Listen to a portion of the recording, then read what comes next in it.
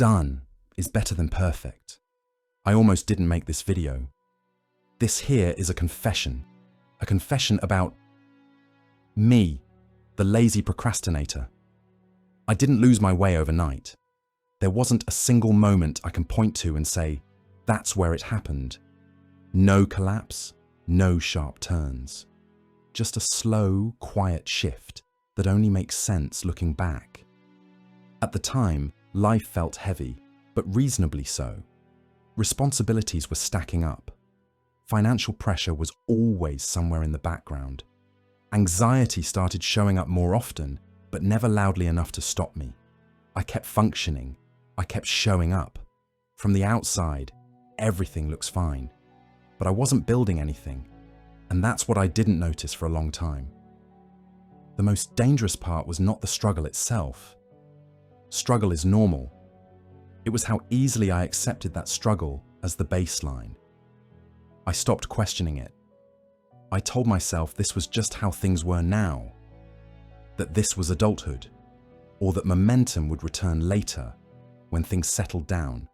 They never really did. What changed wasn't my circumstances, it was my standards. I simply unknowingly lowered them.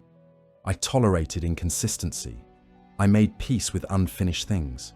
Projects stayed half done. Ideas stayed in my head. Plans stayed as plans. That's because I had no structure strong enough to hold them. I used to think procrastination was a personal flaw, something wrong with my discipline, something I just needed to fix. That framing kept me stuck because it turned everything into self-attack. What I see now is that it was more gradual than that, even structural. I had intention and ambition without containment, vision without systems, and over time, that gap begins to eat up on you. You start feeling behind without knowing where you fell off. You feel anxious, but cannot point to a single cause. You feel busy, but unaccomplished. And because there's no obvious failure, you assume the problem must be you, like something's wrong with me. That's where shame sneaks in. I spent a long time oscillating between self-criticism and avoidance.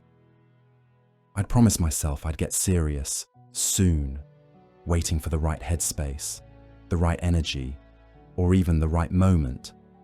Meanwhile, months were passing. What scares me a little now is how normal it all felt at the time. There was no alarm, just a slow drift away from the man I thought I was becoming. I didn't feel lost. I felt tired, distracted, slightly numb. Those feelings are easy to rationalize, easy to live with, especially when everyone around you seems to be doing the same. It's only later that you realize standing still for long enough starts to feel like moving backwards. The turning point wasn't dramatic. It wasn't a breakthrough. It was more like an admission. I had to admit that I couldn't think my way out of this. I'd tried. I'd read. I'd planned.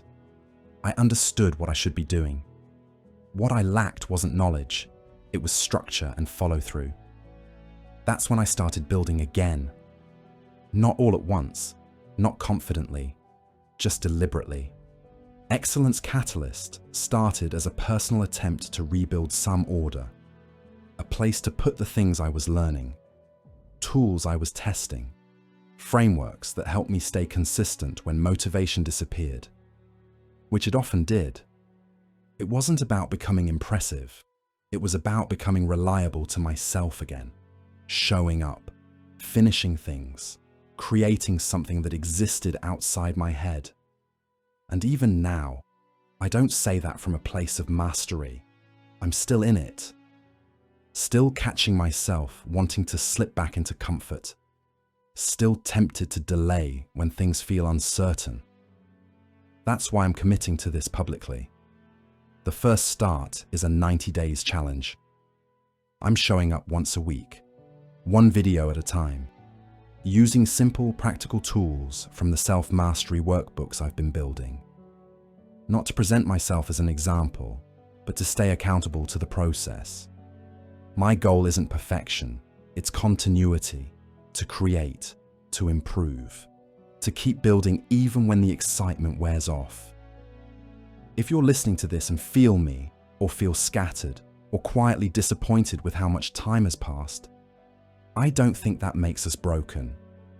I think it means something important went unbuilt for a while, and that's not something to shame yourself over. It's something you can locate. I believe men are built to build, and I'll be talking a lot about that in my videos.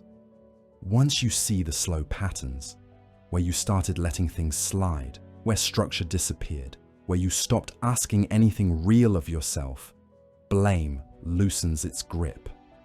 Responsibility becomes possible again, not the crushing kind, the stabilizing kind. I'm not building this channel for motivation. This is about rebuilding momentum, one small, repeatable step at a time. If that is something you're working through too, you're welcome to walk alongside me. I didn't lose my way overnight, and I don't expect to rebuild it overnight either. But I'm building again. And this, quietly, imperfectly, is where I'm starting.